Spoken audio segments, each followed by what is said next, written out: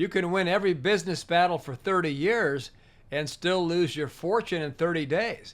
It's not the battles you see coming that get you. It's the ambushes, the ones hiding in tall grass while you're busy celebrating your last win.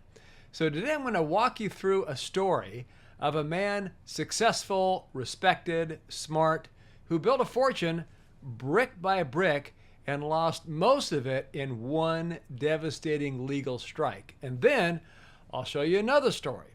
Same kind of lawsuit, same kind of risk, but this time the ending is very different. And the only difference between these two men, timing. If you're new here, I'm the business guy. I'm the CEO of the Lawyers Limited Law Firm and Asset Protection Planners. And for 34 years, my team and I have been protecting people's assets from lawsuits, creditors, and legal predators. In fact, we've set up more Cook Islands trusts than any firm in the world, and I've been setting them up for nearly 30 of those years.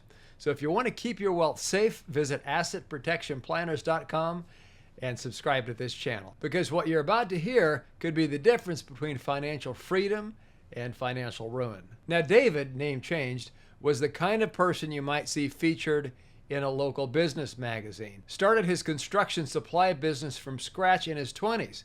No investors, no family money, just hard work and a knack for spotting market gaps. And over 27 years, he grew it into a multi-million-dollar company, paid cash for a beautiful waterfront home, owned 3 rental properties, no mortgages, healthy 7-figure investment portfolio, strong cash reserves for the business.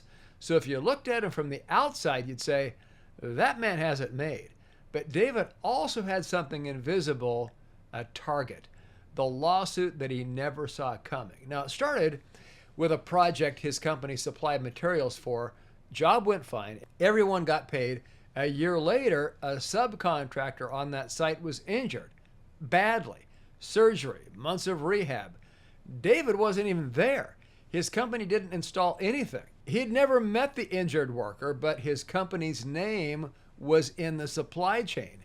And when the injured worker's attorney dug into the contracts and invoices, they saw the scale of David's business and his personal assets. Jackpot. Why insurance didn't save him? Yes, he did have liability insurance, but the carrier said the claim was outside the coverage scope, some obscure exclusion in the policy that's so common. And even when insurance does pay, it rarely covers the whole claim, and it doesn't stop a determined attorney from naming you personally in the lawsuit.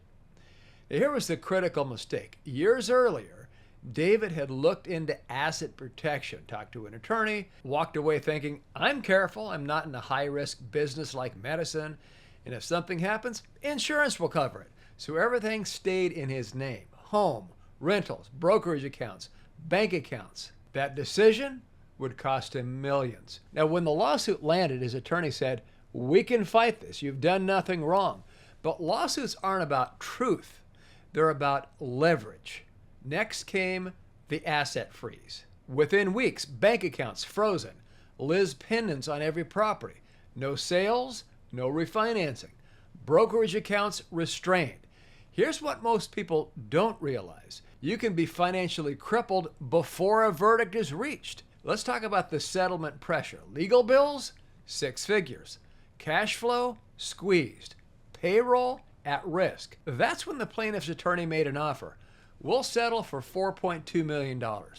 Not justice, not fairness, pressure. David signed.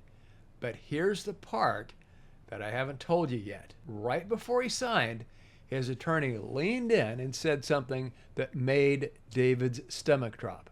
It's a sentence that I've seen crush clients who waited too long, and I'll tell you exactly what that sentence was in just a moment. Okay, now meet Michael, the man who saw it coming. Michael was also a successful entrepreneur, multiple properties, thriving company, investments, but Michael came to us before he was sued. Here's the structure we built. We set up a Cook Islands trust with a Cook Islands LLC inside of it. In calm waters, Michael managed the LLC. LLC held liens on his properties. LLC held investments and cash accounts. Our licensed bonded trustee company law firm in the Cook Islands stayed in the background until trouble struck. So why the Cook Islands? Because U.S. judgments aren't recognized there. Creditors must start over in a Cook Islands court. Burden of proof beyond a reasonable doubt. Fraudulent transfer claims expire in 1 to 2 years. The assets are protected right away. No contingency fees. Creditors pay huge legal fees up front. In short, it's a legal fortress. Belize has similar benefits. Okay, then the lawsuit arrived. 4 years later, a former business partner sued him. Attorney went asset hunting, found nothing. Home equity, stripped with liens. Investments, inside the LLC. Liquid accounts, offshore. So Michael didn't sail through without stress. For 72 hours, it could have gone either way. But attorneys were maneuvering.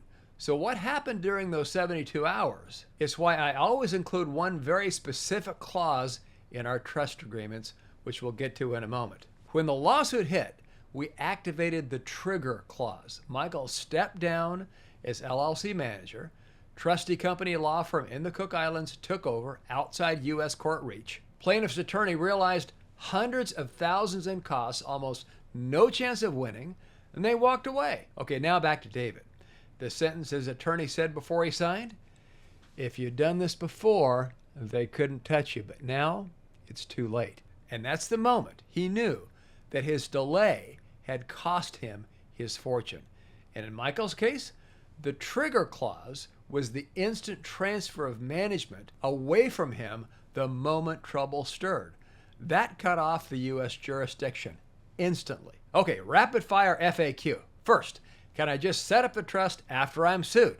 Answer, yes, but it costs more and will cause more stress in the courtroom, so it's best to do it before trouble starts. Why not just use domestic trusts? Answer, U.S. courts can force U.S. trustees to comply. Offshore is out of their reach, and we've seen domestic trusts penetrated again and again. Question, will I lose control of my assets? And the answer, no. In calm waters, you're in control. Only in a storm does the trustee company step in. Question, is this only for the ultra-rich? Answer, no, we do this for people starting at about $500K net worth. If you have enough to sue for, you have enough to protect. So here's a final takeaway. You can work for decades and lose it all in a lawsuit that you never saw coming. Or you can build your fortress now before the enemy is at the gate. Go to assetprotectionplanners.com. Let's make sure that your story ends like Michael's, not David's. And subscribe for more strategies the wealthy have been using quietly for decades. Because once you know how this game is played, you'll never look at your wealth the same again.